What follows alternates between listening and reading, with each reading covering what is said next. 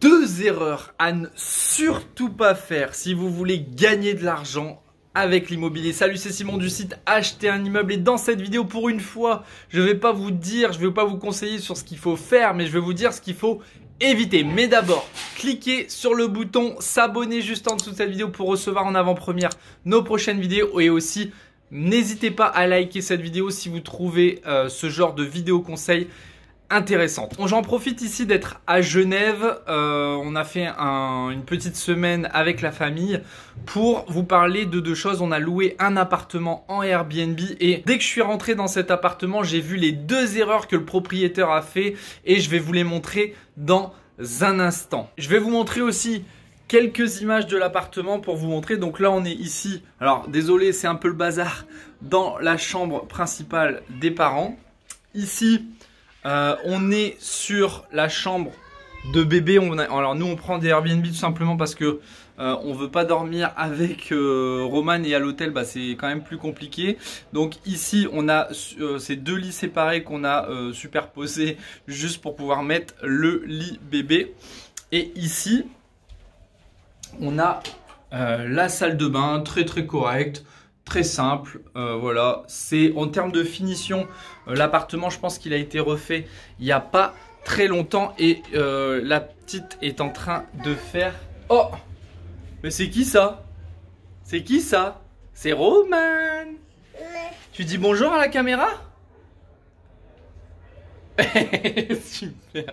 Alors désolé, Roman voulait être avec moi sur la vidéo. Donc ici derrière moi, vous avez la porte d'entrée, et juste derrière là-bas, c'est les deux chambres. Donc je suis sûr à 99% que à la base, cet appartement n'était pas configuré comme ça. Derrière moi, c'était pour moi le séjour. J'en suis d'autant plus sûr que quand je regarde les immeubles en face, eh bien je vois depuis la chambre leur séjour. Ce qui est totalement à ne pas faire. Donc c'est la première erreur à ne pas faire. Ils ont en fait ici supprimé le salon, et ils ont divisé le salon en fait en deux chambres. Donc là, on est dans la cuisine. J'essaye de vous montrer avec le maximum de recul. En fait, à mon avis, ici, c'était la chambre.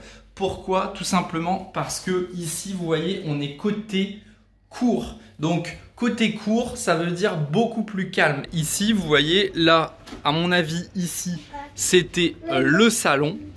Et quand on voit, du coup, ce qu'on s'est rendu compte, en fait, c'est que là, vous voyez, on est côté rue. Et côté rue, c'est beaucoup plus bruyant. La première erreur du coup de cette vidéo que je vous déconseille de faire, c'est de supprimer les parties communes. Alors on voit ça souvent aussi pour les gens qui font de la colocation.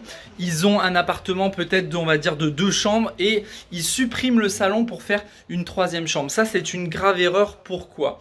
Tout simplement parce qu'il faut penser à la revente, et à la revente avec l'immobilier, vous faites des plus-values. Ici, cet appartement qui n'a plus de salon, qui a juste deux chambres, et bien à la revente, ce sera beaucoup plus compliqué à revendre, et il y a de fortes chances qu'ils puissent ne revendre qu'à un investisseur. Sauf que dans l'immobilier, vous gagnez de l'argent quand vous revendez pour de la résidence principale, parce que vous pouvez créer coup de cœur. Vous allez vendre à des personnes qui veulent leur chez eux. Donc ils ne sont pas à 1000, 2000, 5000 euros, bien sûr, en fonction du bien.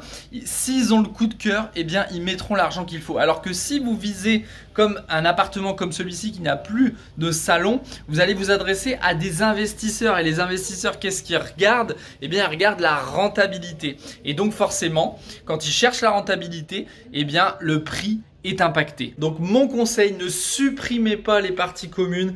Pareil, je vois aussi souvent des gens qui font des colocations et qui mettent des salles de bain dans chaque chambre. C'est vraiment à déconseiller, parce que derrière le bien, vous ne pourrez que le revendre à des investisseurs qui veulent faire de la colocation, et donc eux ils vont regarder la rentabilité, et forcément vous ne pourrez pas vendre au même prix que si vous vendez en résidence principale. Deuxième erreur, respectez les codes architecturaux de l'immobilier. Ne faites pas des chambres côté rue alors qu'ils sont côté cour au calme. Respectez l'exposition. Plein sud pour les lieux de vie, et plutôt au nord pour tout ce qui est chambre, les endroits où en fait on est plutôt la nuit. Et la troisième erreur la plus grave de cet appartement et qui fait que pour moi c'est un mauvais investissement et qui va faire que ça va être difficile de louer et ça va être difficile de revendre. Vous voyez là, je suis dans la chambre et ici qu'est-ce qu'on a? On a des terrasses de restaurants et des terrasses de bars. Et bien ça crée des nuisances sonores. C'est très pénalisant et ça va générer des problèmes. Alors, ils ont mis quand même du double vitrage qui est assez efficace, mais il n'empêche que c'est très bruyant dans les chambres. Le bar ce soir, il va fermer à 2 h du matin. J'espère qu'on va pouvoir dormir. Donc, règle numéro 1 dans l'immobilier, c'est l'emplacement, l'emplacement et l'emplacement. Faites attention à où vous achetez.